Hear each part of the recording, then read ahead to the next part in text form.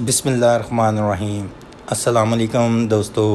Video शुरू करने से पहले मेरे चैनल को सब्सक्राइब करें और नीचे दिए हुए बेल आइकन पे क्लिक करें ताकि आने वाली वीडियोस का आपको नोटिफिकेशन मौसूल हो सके। दोस्तों, आज की डेली न्यूज़ बज़ वीडियो के साथ मैं आपके सामने फिर दोबारा हाज़िर हूँ। डेली न्यूज़ बज़ में अगर हम यस्टरडे का एनालिसिस को रिव्यू करें कि हमने कल क्या कहा था मार्केट के बारे में, मैं सिर्फ उसकी ब्रीफ आउटलाइन देता हूँ ताकि आप अगर वो वीडियो दोबारा रिव्यू करें तो आपको पता लग जाएगा कि हमारा एनालिसिस कैसा था। हमने यस्टरडे कहा था कि मार्केट पॉजिटिव क्लोज होनी चाहिए, मतलब मार्केट स्लाइटली पॉजिटिव हमने कहा था क्लोज होनी चाहिए। ओवरऑल रेंज बाउंड रहेगी। अगर मार्केट में सेलिंग प्रेशर भी आता है या सेलिंग भी आती है तो मार्केट पॉजिटिव के गिर्द क्लोज होगी। आज के पॉइंट्स देखें तो 7 पॉइंट नेगेटिव है। उससे पहले आखिरी मिनट से पहले सेटलमेंट होने से पहले मार्केट तकरीबन 30 से 40 पॉइंट पॉजिटिव थी। और शुरू में ही मैंने कल भी ये कहा था कि शुरू में मार्केट का मोमेंटम नेगेटिव ही नज़र आता है क्योंकि मार्केट पॉइंट लूज़ करते हुए आई थी, थोड़ी सी रिकवरी हुई थी, इनिशियल कुछ पॉइंट ऊपर गई, फिर उसके बाद डाउन गई, आपकी ठीक ठाक मार्केट नीचे गई और फिर दोबारा रिकवर की। हमने कल रात ये बता दिया था कि मार्केट में कल आईटी सेक्टर परफॉर्म करेगा। उसके अलावा 2 अहम प्रेडिक्शन जिनके ऊपर लोगों को बहुत ज़्यादा सवाल था। हमने कल कहा था कि जीजीएल कल जो है वो रिकवर इसी लेवल पे तकरीबन क्लोज़ होना चाहिए, और चाहे उसकी बैड न्यूज़ आई है और हमने उसका कुछ टारगेट भी दिया था 1 मंथ के हिसाब से, क्योंकि बहुत से लोगों ने जीजीएल में इन्वेस्ट किया हुआ है।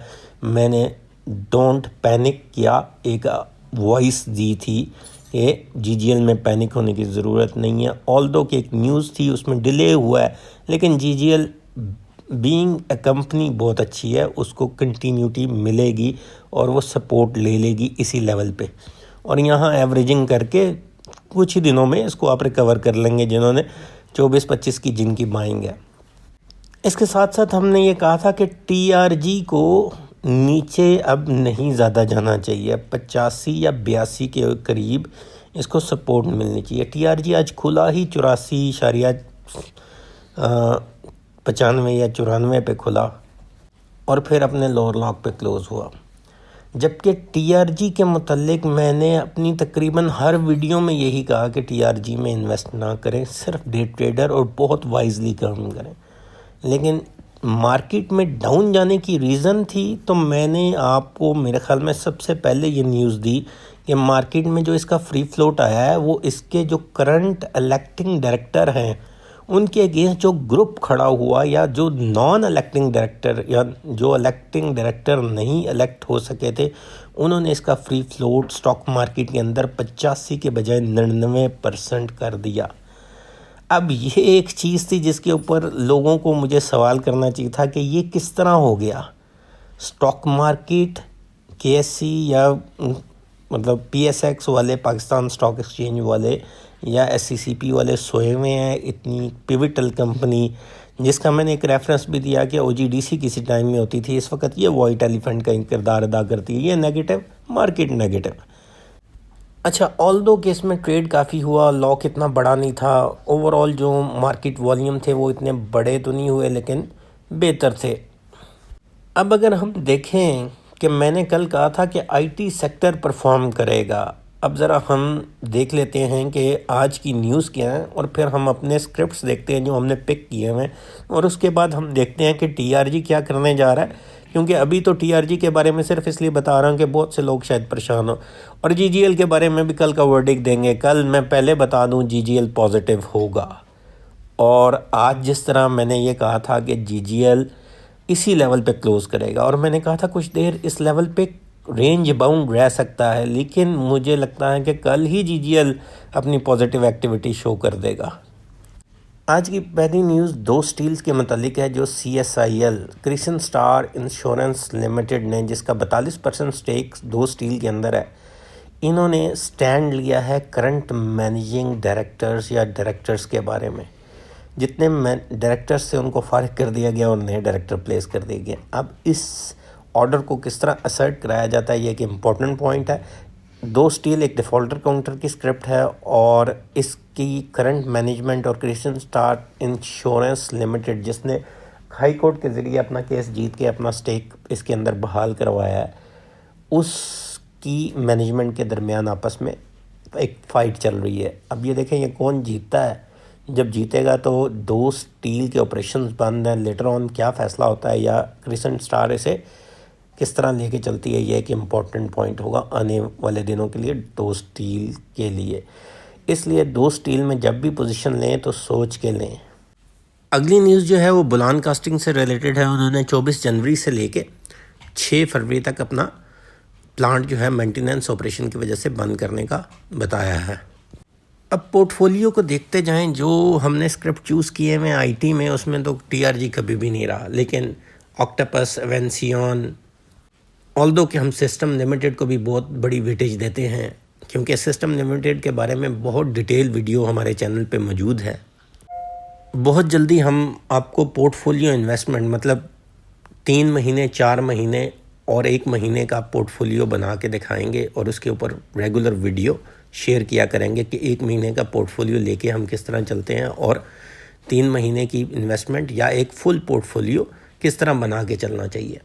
उसके ऊपर काम हम लोग कर रहे हैं और जल्द ही आपके पास उससे रिलेटेड वीडियोस लेके आएंगे। लेकिन अभी जो मेरे पास शेयर हैं वो ऐसे ही शेयर्स मैंने आपको शेयर किए हुए हैं जिनको न्यूज़ ड्रिवन या जिनकी मैं पोजीशन चेंज करता हूं डेली बेसिस या वीकली बेसिस के ऊपर। उसमें ऑक्टोपस, टॉपिक, आयशा स्टील जिस तरह मैंने कहा बहुत अंडर वैल्यू है, अभी इसमें ठीक ठाक मार्जिन है, positive, everything is positive except flying cement. Flying cement ने अभी रिसेंटली जो अपने राइट शेयर अनाउंस किए, अल्टीमेटली लोगों को उसमें इंटरेस्ट आएगा।